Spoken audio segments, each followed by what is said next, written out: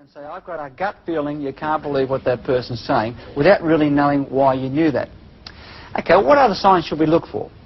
What about our palms? What about our hands? If you want to be honest with me and tell me the truth, what gesture will you show at me? Try it. Open palms. Without even thinking, if you're going to be honest, you are programmed to turn your palms towards me. So the first thing to look for, if somebody's telling you the truth, are their palms visible? Because if I tell you the truth, my palms will be turned towards you. If I don't tell you the truth, they'll be out of sight, behind my back, in my pocket. So if I say to you, look, this is the truth, you can believe me, you can believe every word I say. I've always had a healthy respect for you, of course, and this is the truth. Now, there was a contradiction in the middle of a sentence, and this is what happens. We get contradictions and truth in the same sentence. Now, another thing we can do with our palms is to use it as an indicator. For example, if I talk and indicate with my palms up, I'm in a subordinate position. This is what we call a no weapons held position, which goes back a million or so years to the caveman era. They'd all hold their palms out, so each could see that there are no weapons held in the hand or concealed under the arms. That's why when I speak and hold my hands out like that, you will find me easygoing, relaxing. For example, if I said, now we want everybody on this side of the room to move across here, everybody there to move across there, and you people to come across here, would you feel threatened in any way by that request? No. What about if I changed it and tried this with the same tone of voice and words? I want everybody on this side of the room to move across here. The people on there, I'd like you to move over there. And you people, if you can go back over here. What do you feel I just told you to do it? Who felt an order? Aha. So all I did then was turn my palm from that position to that, and suddenly you felt I was telling you what to do. Is this right? Question, what sort of person are you? Do you talk with your palms up? Do you talk with your palms down?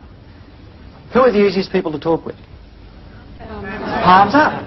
People with their palms down irritate people. Let's try the third method of pointing, what we call finger pointing.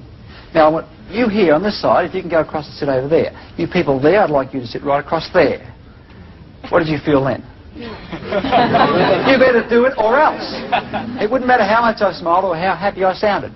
See, this is what we call a baton gesture. It comes in 3 delicious flavours. We get this one here that's called a baton, with which I'm going to hit your stupid, thick, idiotic head to knock a bit of sense into you. But because I'm his boss, I can't treat him that way. I smile and say, we're going to get on really well, I can see that. It's going to be great. Now, there's a second version that goes this way. Now, this is a problem, because where this is an intimidation signal, this is a danger signal. This is the movement that comes immediately before this. So in fighting, it goes from this to this to this. Let me show you how I can introduce somebody to you. What's your name, please? Kerry. Kerry. Come on out here with me, Kerry. Let's say, in this example, that I was going to introduce Kerry to you. There are 3 ways I can introduce you to you. Watch carefully what I do with my hands and see if you can gauge my attitude towards it. Ladies and gentlemen, this is my wife, Kerry. What do you see? Open palm, perhaps? There is a subordinates relationship between us, and I'm the subordinate one. What about if I said, ladies and gentlemen, this is my lovely wife, Kerry? And she'll do as she's told, right? What about, ladies and gentlemen, this is my lovely wife, Kerry, this lady right here. And as soon as I get her alone, there is one more signal that's worth looking at. In this country, if we think something has low status, that is, it's a bit of a joke, we shake our thumb at it and say, that over there. How about, ladies and gentlemen, let me present Kerry to you. Like, take a look. Thanks, Kerry. Give her a big hand.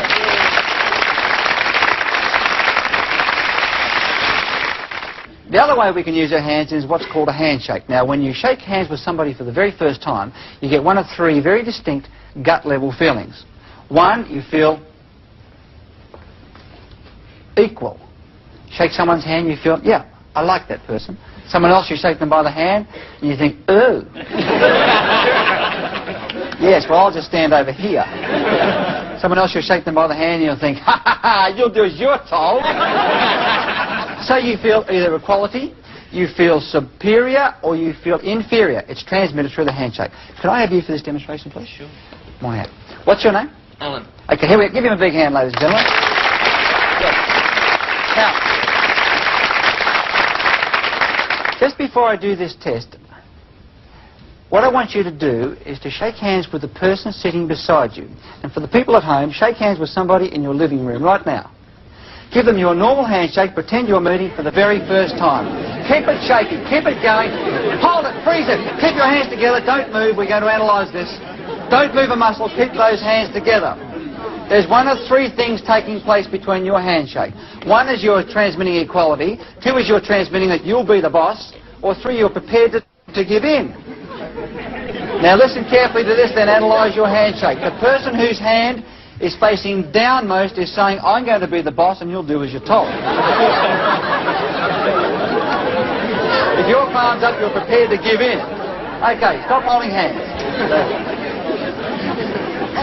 You see, the second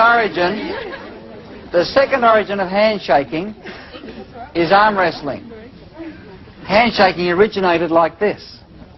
The winner would have palm down, the loser would be palm up. Modern man has put it into a vertical position. You can stop holding hands now, girls. So now the hands lock together. As I try to turn his hand over, he resists. So what are we left with? A handshake that's straight up and down, just the way my dad told me to shake. Good firm grip, son, keep the palm straight. He's only got to let it go just a little bit. Now, I got you, fella. Or if I give in, oh, I feel threatened by him. Now, that's why the most frustrating handshake of all, just hold your palm out flat down, is this one. Every managing director presents this to the staff. Because if I take his hand, what is he forcing me to do? Become submissive. How do you handle someone who does that all the time? Just hold it right there again. Here is the simplest, most effective way. Pleased to meet you once again. Good to see you. Give a big hand, ladies and gentlemen. Thank you.